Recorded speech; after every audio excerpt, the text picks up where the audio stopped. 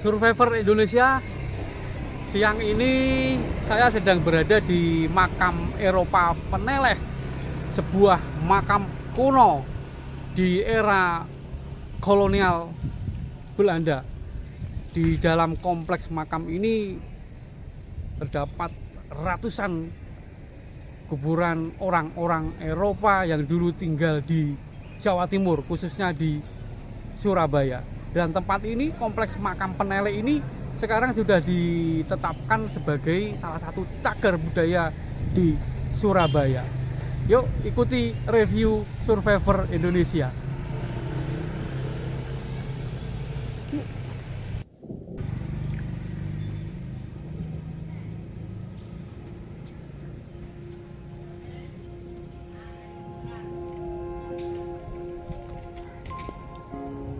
Makam Peneleh atau The Begraafplaats de Peneleh adalah makam Eropa yang didirikan pada tahun 1847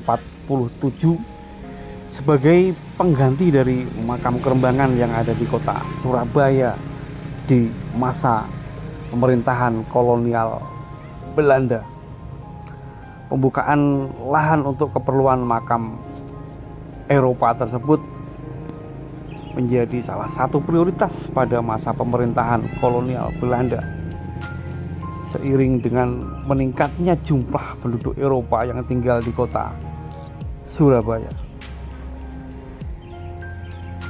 Lokasi makam Peneleh berada di dekat Sungai Kalimas, tepatnya di Kelurahan Peneleh, Kecamatan Genteng, Surabaya.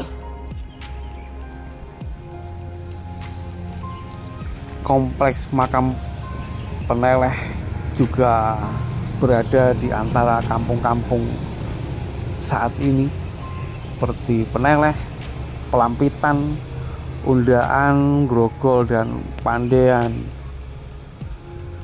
Makam Peneleh menjadi tempat peristirahatan panjang bagi orang-orang Eropa di masa pemerintahan kolonial Belanda yang berlatar belakang berbagai etnis.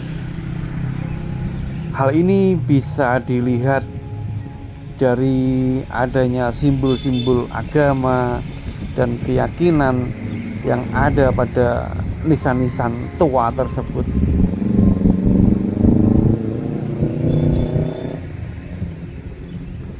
Bahasa-bahasa yang terpahat pada makam ini juga mencerminkan bahwa orang-orang Eropa yang dimakamkan di Peneleh ini ragam sekali etnis dan keyakinannya. Di antara simbol-simbol yang bisa saya lihat di makam Peneleh ini, di antaranya adalah simbol salib atau Nasrani, kemudian ada simbol Yahudi, ada simbol Freemasonry, dan lain-lain. Pun juga dengan pemilihan bahasa yang terpahat di nisan-nisan tersebut. Ada yang berbahasa Belanda, Jerman, Perancis, Inggris, Amerika, dan bahkan ada yang terpahat dengan huruf dan bahasa Jepang. Di makam kuno orang-orang Eropa di Peneleh ini juga terdapat beberapa tokoh penting di era kolonial yang meninggal dan dimakamkan di Surabaya, tepatnya di makam Peneleh ini.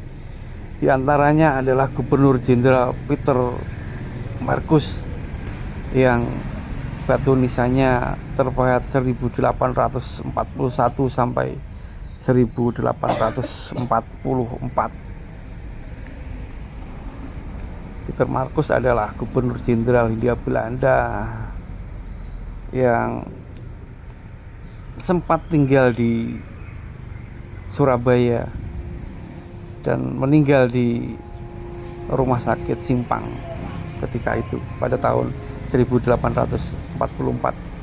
Kemudian ada juga batu nisan dari Residen Daniel Francois Willem Peter Mat yang terpahat angka 1848. Ada juga nisan yang terpahat nama Dr. Herman Nieuwbroner van der Tuk, seorang ahli bahasa berkebangsaan Belanda. Ada juga terpahat nama Johannes Curtian. Entah ini orang mana, tetapi dari bahasa yang terpahat di nisan Johannes Curtian ini mencerminkan bahasa Armenia jika tidak salah. Dan yang terakhir yang terbaca adalah nisan dari Pierre Jean Baptiste de Perez. Ini adalah seorang residen Belanda juga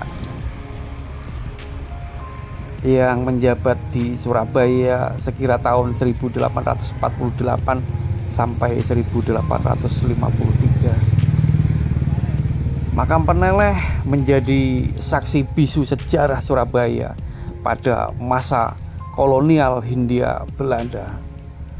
Makam ini sekaligus menjadi situs yang menyimpan banyak kisah perjalanan tokoh-tokoh terkemuka yang mewarnai perjalanan sejarah bangsa Indonesia, khususnya sejarah kota Surabaya.